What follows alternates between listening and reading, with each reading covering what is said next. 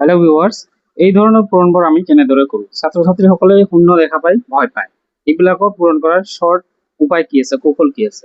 20 পূৰণ 5, এইটো আমি কেনেকৈ কৰিম? 5ৰ লগত 2 পূৰণ কৰিম। শূন্যটোৰ কথা বা শূন্যটো আমি পিছত ল'ম। 5ৰ লগত 2 পূৰণ কৰিলে 10 হ'ব আৰু এই শূন্যটো পিছত লগাই দিলোঁ, 100 হ'ল। তাৰপিছত 500 পূৰণ 8, 8ৰ লগত আমি কি কৰিম? এই 5 পূৰণ কৰিম আৰু শূন্য দুটা পিছত যোগ কৰি দিম। যে 5 8 গুণ 40, এই শূন্য দুটা পিছত লগাই দিলোঁ। তাৰপিছত এইটো 2000 পূৰণ 30, 2 আৰু 3 পূৰণ কৰিম, 2 3 গুণ 6 আৰু এই শূন্য কেইটা আছে ইয়াৰে দুটাৰে শূন্য আছে, দুটাৰে মিলাই কৰিম 1 2 3 4, চাৰিটা আছে 1 2 3 4।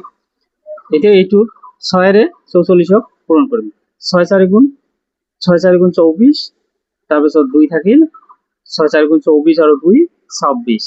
এতিয়া শূন্য, ইয়াৰ দুটা চাৰিটা 1 2 3 4।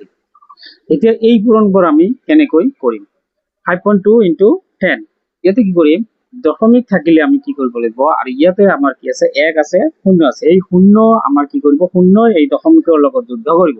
এটা শূন্য আছে, এই দশমিকক কি কৰিব? এইফালে মানে সোঁফালে পিছুৱাই দিব, কাৰণ সংখ্যাটো ডাঙৰ হ'ব লাগিব। পূৰণ মানে সংখ্যা ডাঙৰ হয়, পূৰণফলটো ডাঙৰ হয়। এই শূন্য এটা আছে মানে এই দশমিকটো কি হ'ব? এই 2 আগত আছে, এতিয়া 2 পিছফালে যাব। তাৰমানে 5 আৰু 2, এতিয়া দশমিক আৰু ইয়াত দৰকাৰ নাই, কাৰণ এইফালে আৰু বেলেগ সংখ্যা নাই। তেনেহ'লে এনসাৰ হ'ল 52। তাৰপিছত ইয়াতে ঠিক এনেদৰে দুটা শূন্য আছে, দশমিকটোক 2 ঘৰ এইফালে ঠেলি দিব। ইয়াত 2 ঘৰে আছে, শূন্যৰ পিছফালে একবাৰ যাব, 6ৰ পিছফালে আকৌ যাব, তাত গ'লে শেষ আৰু ইয়াতে দশমিকৰ প্ৰয়োজন নাই। তাৰমানে ইয়াৰ উত্তৰ হ'ব 906। ইয়াতো ঠিক এনেকৈ কি আছে? ইয়াত 3টা শূন্য আছে, তাৰমানে দশমিকক কি কৰিব? 3 ঘৰ পিছুৱাই দিব। ইয়াতো কিন্তু 3টো স্থান নাই, 2টা স্থানহে আছে। এতিয়া আমি কি কৰিম? গতিকে 3টা ঘৰ পিছুৱাব লাগে। এতিয়া আমি কি কৰিম? 2টা ঘৰ পিছুৱাই আকৌ কি হয় সেইটোকে দিওঁ, যে 45 হৈ গ'ল।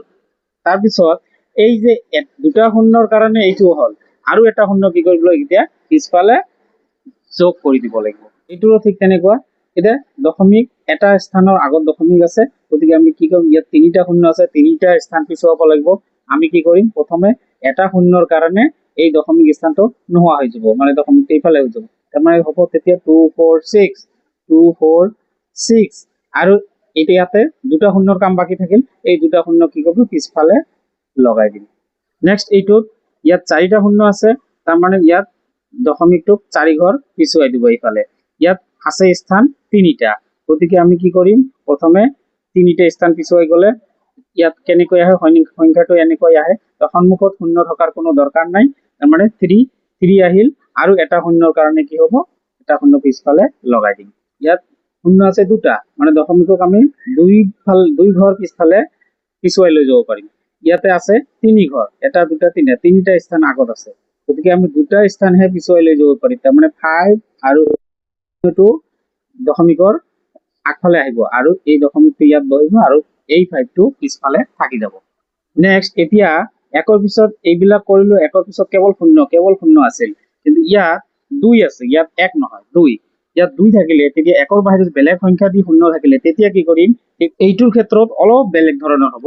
এইটোৰ ক্ষেত্ৰত কিয়নো ইয়াত 2 আছে, 2ৰে আমি কি কৰিম? 9.3 আগতে পূৰণ কৰিম। 9.3 মানে পইণ্টটো বাদ দি 93 পূৰণ কৰিলে হ'ব 186। এই 186ত ইয়াতে পইণ্ট কেই ঘৰ আছিল? 1 ঘৰ আছিল, তাৰমানে পইণ্টটো ইয়াতে আছিল। এতিয়া হ'ব কি? মানে শূন্য এটা আছে, শূন্যটোৰ কাৰণে কি হ'ব? এই পইণ্টটো 1 ঘৰ পিছুৱাই যাব, মানে সোঁফালে যাব। এইটো আমি নোহোৱা কৰি দিলো, তেতিয়াহ'লে আমাৰ এনসাৰ হ'ল 186 হ'ল। নেক্সট এইটোতো তেনেকুৱা, এইটোত 5ৰে আমি এইখিনিক আগতে মাল্টিপ্লাই কৰিব লাগিব, 5ৰে পূৰণ কৰি দিম।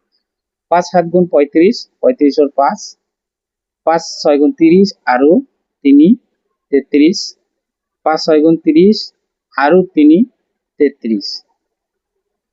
তাৰপিছত ইয়াতে পইণ্ট আছিল 2 স্থান আগত, ইয়াতে 2 স্থান আগত আছিল, অৰ্থাৎ এই যে দশমিকৰ পিছত যে 7 আছে, 7ৰ পিছত যে শূন্য আছে, এই শূন্যটো আচলতে আমাৰ দৰকাৰ নাই। দশমিকৰ পিছত যদি শূন্য এনেকুৱা স্থানত থাকে যে শূন্যৰ পিছফালে আৰু বেলেগ সংখ্যা নাই, বেলেগ অংক নাই, তেনেহ'লে এই শূন্যৰ ভেলু নাই, এই শূন্যটো এনে পাজল লগাবলৈ দি দিয়া হৈছে। এতিয়া দশমিকৰ স্থান, অৰ্থাৎ আমাৰ ইয়াত দশমিকৰ স্থান আছে 1 ঘৰ বা 1 স্থান আগত আছে। আমি কি কৰিলো? পূৰণ কৰাৰ পিছত আমি কি কৰিম? দশমিকৰ স্থানটো ইয়াত আহি যাব। এতিয়া শূন্য আছে দুটা, এই শূন্য দুটাৰ কাৰণে কি হ'ব, দশমিক আকৌ দুই স্থান পিছুৱাই যাব। এক স্থান পিছুৱাই গ'লে দশমিকটো নোহোৱা হৈ গ'ল, আৰু এক স্থানৰ কাৰণে কি হ'ব, আৰু এটা শূন্যৰ কাৰণে এটা শূন্য ইয়াতে লগাই দিব লাগিব। এতিয়া ছাত্ৰ ছাত্ৰী আৰু আপোনালোকৰ কাৰণে এই 5টা হোমৱৰ্ক আছে, এইকেইটা আপোনালোকে কৰি কমেণ্ট বক্সত উত্তৰবিলাক জনাই দিব। আৰু ভিডিঅ'টো ভাল লাগিলে আপোনালোকে মোক ছাপোৰ্ট কৰিব, ফলো কৰিব। Like, comment, share and subscribe.